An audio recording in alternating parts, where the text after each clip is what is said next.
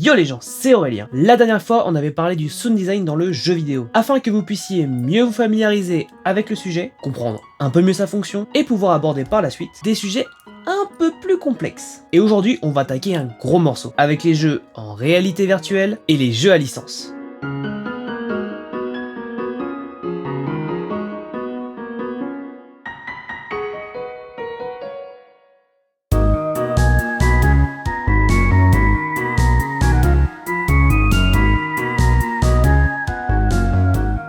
La réalité virtuelle, nouvelle dimension vidéoludique dont vous avez tous entendu parler je pense, mais si jamais il y en a au fond de la classe qui n'ont pas écouté, on va prendre quand même 2 minutes pour présenter tout ça. La réalité virtuelle ou VR est une nouvelle technologie qui permet de simuler la présence physique d'un utilisateur dans un environnement artificiel, environnement avec lequel l'utilisateur peut interagir. Ce monde est reproduit grâce à un casque et crée une expérience immersive qui peut inclure la vue, le toucher et le son. Le jeu vidéo s'est pas mal emparé de cette technologie, que ce soit au travers du hardware comme le PSVR, le HTC Vive ou encore l'Oculus Rift. Mais également au niveau des jeux avec des jeux adaptés pour celle-ci, comme le dernier Resident Evil, Subnautica ou même Minecraft. Mais ça a permis également de voir exister des jeux développés pour cette technologie, comme Keep Talking and Nobody Explodes, Adrift ou encore Until Dawn Rush of Blood. Cette technologie apporte donc pas mal de choses, mais est-ce qu'il y a une différence à développer un jeu pour une plateforme plus classique et pour de la réalité virtuelle? Eh bien ça change en réalité pas mal de choses. Lorsque l'on est dans un jeu classique, on a plus de liberté par exemple. Dans les jeux VR, le point de vue en FPS est imposé, ce qui fait que l'on n'a pas autant de liberté qu'on souhaiterait, que ce soit au niveau du point de vue ou du gameplay. Il est important que les déplacements effectués in-game soient facilement réalisables, qu'ils soient naturels pour le joueur en prenant en compte son environnement IRL. Mais le support possède également des avantages, comme le fait de tirer parti de la VR, plutôt que de la prendre comme une contrainte. Profitez de la possibilité de regarder à 360 degrés afin de regarder un élément sous tous ses angles, comme dans Keep Talking et Nobody Explodes par exemple. Et le son dans tout ça? Pareil que précédemment, ça change tout. Il faut tout d'abord faire attention à la qualité des sons, de manière plus globale et surtout à l'immersion. Par exemple, sur l'HTC Vive, le joueur peut se déplacer dans un certain espace. Si jamais vous voyez une ampoule au mur et que vous n'entendez pas le son dégagé par l'ampoule, alors que vous tendez l'oreille vers ce même objet, ça peut vite vous sortir de cette immersion. Vous allez me dire que ça tient du détail, mais détail après détail, on finit par ne pas avoir une immersivité sonore comme on le souhaiterait. Vous comprenez donc que la qualité du son, le réalisme de la reverb, le respect des distances, tous ces paramètres doivent être encore plus précis et peaufinés. On a abordé le sujet de la VR, mais je vous avais dit qu'on parlerait des jeux à licence, alors c'est parti. Les jeux à licence sont des jeux inspirés d'univers divers comme la bande dessinée, les films, la littérature, le dessin animé, les mangas, etc. L'univers est donc déjà préexistant. Il n'y a donc pas de background à créer, mais il y a quand même un travail plutôt difficile, qui va être de respecter l'univers, ses codes et ses règles, et à partir de ça, créer une expérience vidéoludique cohérente et amusante. Dans les licences connues que l'on retrouve souvent adaptées, on a notamment Star Wars, Batman, Dragon Ball ou encore Harry Potter. Et donc vous devez vous demander, pourquoi je vous parle de VR et de jeux à licence ? Eh bien tout simplement car j'ai eu l'occasion de bosser sur un jeu en réalité virtuelle et adapté d'une licence de film dont vous avez forcément entendu parler, l'expérience VR Valérian et la Cité des Mille Planètes. L'expérience VR prend part dans une scène où l'on incarne Valérian qui doit recharger le vaisseau afin de repartir à l'aventure. Il s'agit donc d'une expérience assez courte mais qui se veut très immersive. Le jeu a bien entendu été développé pour la sortie du film. Cette expérience a été développée par Backlight Studio. Ils font pas mal de jeux en réalité virtuelle et j'ai eu notamment l'occasion de travailler avec eux sur un précédent jeu. Une simulation d'archer dans des montagnes enneigées, et oui, pour ceux qui se posent la question, c'était assez stylé. D'ailleurs, je vous mets en description toutes les informations concernant ce studio. Mais alors, comment s'est passée la collaboration avec ce studio ? Le workflow était très simple. Ils m'ont d'abord envoyé une vidéo de gameplay retraçant l'expérience du début à la fin, sans aucun son. À partir de là, je devais refaire le son de la vidéo de A à Z, l'envoyer au studio, avec le son, prendre leur retour et appliquer les modifications. Je n'avais bien entendu pas que la vidéo de gameplay, mais également des extraits du film afin d'appréhender la direction sonore du film et que l'univers sonore que je devais produire soit en accord avec. L'idée était d'avoir un juste équilibre entre la direction sonore du film et l'immersion de l'expérience. Il fallait vraiment faire en sorte que l'on puisse croire en chacun des sons et que tout soit cohérent, que ça soit dans la qualité du son lui-même, le rendu de la réverbération, le réalisme des distances et du mixage de la globalité de tous les sons. Sur cette expérience, j'ai principalement fait le sound design. Je n'ai pas eu besoin de refaire la musique vu que l'on a réutilisé celle du film. Maintenant, passons à la pratique. On va tout d'abord commencer par poser l'ambiance. On est ici dans un vaisseau spatial, il est assez grand donc on va partir sur un son d'ambiance à base de bruit de ventilation noyé dans la réverb, un ronronnement de moteur à l'arrêt et 2-3 bruitages afin de créer un peu de vie à ce vaisseau, via des petits sons d'alarme lointains mais très légers, des petits clics, tout ça. Ça donne un truc dans ce genre.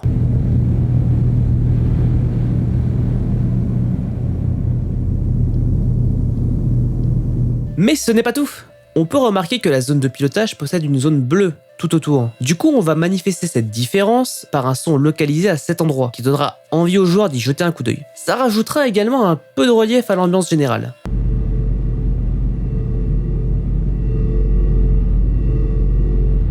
Détail supplémentaire, on peut remarquer des néons sur les deux murs. Donc là, très simple, j'ai enregistré mon néon, je l'ai un peu nettoyé, je l'ai fait boucler, et le tour est joué. Après, bien entendu, dans le jeu, il faudra placer ce bruit sur chaque néon, gérer les distances, etc. J'ai en plus de tout ça rajouté un petit bruitage pour les ordinateurs, pour leur donner un peu de vie. Vu qu'il se passe des trucs sur les différents écrans, je me suis dit que ça pourrait être cool à rajouter.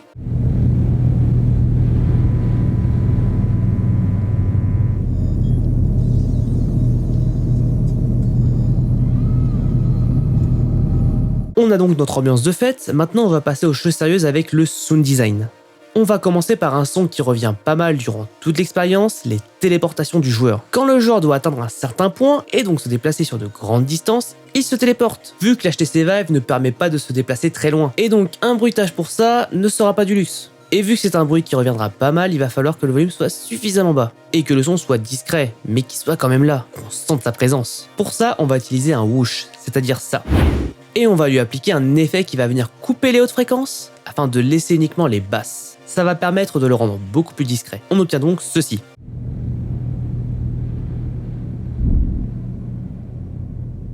Très simple, mais efficace. Étape suivante, le texte. Quand on est dans le jeu, des indications textuelles apparaissent pour guider le joueur, mais si jamais le joueur ne regarde pas au bon endroit, alors que le texte apparaît, du coup il risque de manquer l'information. Du coup, on va rajouter un bruit de défilement textuel, qui va se manifester par un bruit qui va revenir pour chaque lettre, et un son qui viendra signaler la fin de la phrase. Et histoire qu'on y croit un peu plus, on va rajouter une bonne reverb. Car quand même, on est dans un très grand vaisseau spatial, et on va également lui rajouter un placement 3D, afin que le joueur puisse le localiser dans l'espace, se retourner vers lui si jamais il ne regarde pas déjà, ça donne ainsi ce résultat. Maintenant, nouvelle étape sur laquelle on va passer un peu rapidement, l'interface. Lorsque l'on s'approche de l'écran, on peut l'activer en le touchant, effectuer une manipulation et éteindre l'écran. Il va bien entendu falloir bruiter tout ça. Du coup, j'ai fait un son lorsque l'on allume l'écran et lorsque l'on l'éteint. La base est très similaire, mais il y a quand même quelques différences. Je vous fais écouter ça. Bon, c'est pas mal, mais il manque un petit détail. Quand on allume l'écran, il doit dégager un son. Du coup, j'ai fait une petite boucle de son quand on l'allume, et qui se coupera dès l'instant où l'on désactivera l'écran.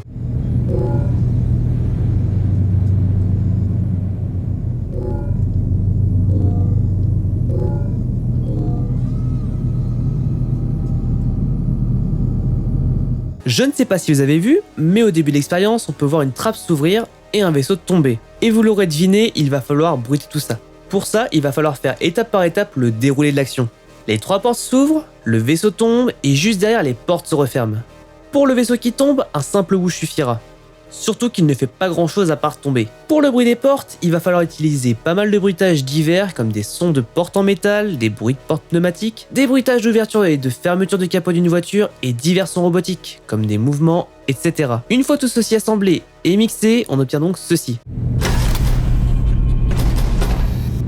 Ce qui rend plutôt pas mal. Il ne manque plus que l'élément central des bruitages, le fuel tank. Dans le jeu, il faut ouvrir le réservoir, prendre le fuel tank vide, le déposer, prendre une nouvelle fuel tank, le déposer dans le réservoir, fermer le réservoir et voilà. Sauf que c'est bien beau tout ça, mais ça demande pas mal de sons à faire. Le bruit d'ouverture et de fermeture du réservoir, le bruitage lorsque l'on attrape et dépose le fuel tank, le son lorsqu'il sort et rentre dans le réservoir, bref, beaucoup de trucs. Et il ne faut pas oublier que tous les sons soient cohérents. Du coup, on va réutiliser des bruits qui sont du même registre. Des bruitages de boîtes, de portes électriques, des sons électroniques, mécaniques, des bruits de touches de vieux téléphones, des bruitages qui peuvent sembler très différents et qui ne pourraient pas marcher. Mais une fois tout ceci assemblé, ça marche plus que bien.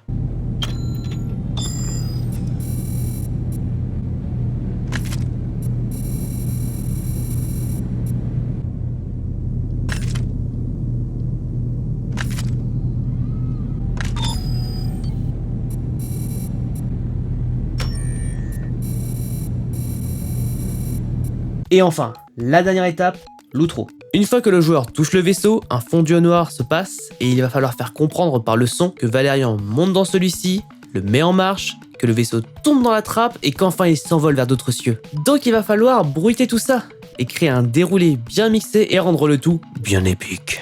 Sachant qu'il y aura une musique d'introduction qui accompagnera le tout. Le déroulé va être le suivant. Le vaisseau s'ouvre, Valérian saute dans le vaisseau, il appuie sur plein de boutons, le vaisseau se ferme, la trappe s'ouvre, les réacteurs se mettent en marche, il décolle et il part dans l'espace. Pour la partie vaisseau spatial, tout ça, rien de bien original. Des sons de porte pneumatiques, des bruits de pas sur du métal, des bip bip pop pop boop. Le bruitage de la trappe sera le même que celui qu'on a vu précédemment. Par contre, pour le bruit du moteur et le décollage, c'est une autre paire de manches. Il va falloir ajouter les whoosh de la chute et un son de présence pour le vaisseau.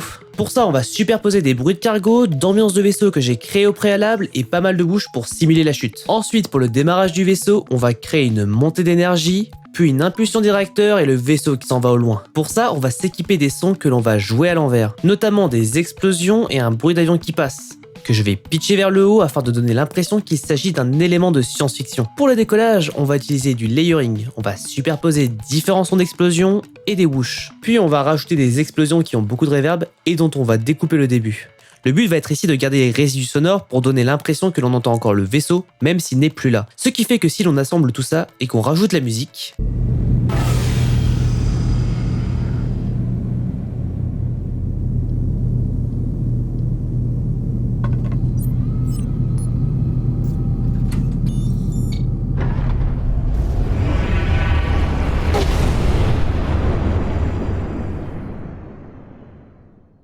une fois les bruitages faits, il fallait exporter tous les éléments sonores, les rendre utilisables in-game et se rendre au studio afin d'intégrer les sons dans le jeu. Là où ça devient intéressant, c'est qu'il faut tout préparer. Intégrer ce que l'on peut de son côté, ensuite voir avec un programmeur pour qu'il intègre comme on le souhaite les différents sons. Il faut trouver les bons mots, le bon vocabulaire afin que la collaboration se fasse comme il faut et qu'ils comprennent les intentions. Au niveau contrainte, comme dit précédemment, il s'agissait du réalisme. Réalisme des distances ou de la réverbération dont j'avais parlé précédemment. On pouvait également noter le besoin d'être cohérent avec l'univers sonore du film. Je pense que vous voulez voir le rendu final maintenant. Je vous montre ça de suite, c'est parti.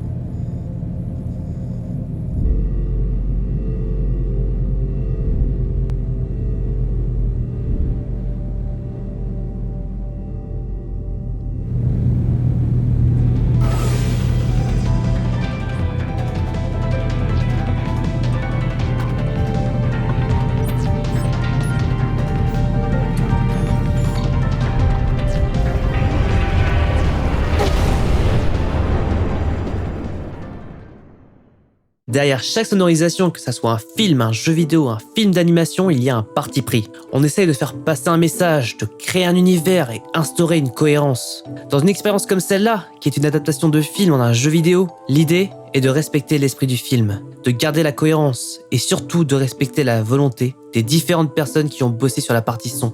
Même si, bien entendu, à moi tout seul, je ne pourrais pas restituer en si peu de temps l'entièreté du travail effectué sur ce film. Surtout que sur ce projet, ils étaient quand même une trentaine, rien que sur la partie son. Et si à cela on rajoute la partie musique, on est sur un bon 45 personnes. Mais ce n'est pas une excuse pour faire un travail de qualité moindre. Et dans la mesure du possible, j'ai voulu permettre aux joueurs qui testeraient l'expérience de se sentir immergés dans le jeu et qu'ils puissent passer un bon moment et se sentir non pas spectateurs, mais bien acteurs de l'action. Car la différence est là. Dans un jeu vidéo, le joueur ne regarde pas une expérience, il la vit. Voilà, c'était l'épisode d'aujourd'hui. Un épisode un peu plus dense que d'habitude. J'ai voulu changer un peu la formule et détailler un peu plus le processus créatif du sound design. D'ailleurs, n'hésitez pas à me dire en commentaire si cette nouvelle formule vous plaît, si ça vous intéresse. Et n'oubliez pas que si jamais vous avez des questions, vous pouvez la poser dans la section commentaires et peut-être que j'y répondrai en vidéo. J'espère que ce nouvel épisode vous aura plu. Si c'est le cas, n'hésitez pas à mettre un pouce bleu de l'amour, à partager la vidéo partout sur l'internet moderne et à vous abonner pour ne pas louper les prochaines vidéos. On se retrouve la prochaine fois pour une nouvelle vidéo. Tchuss!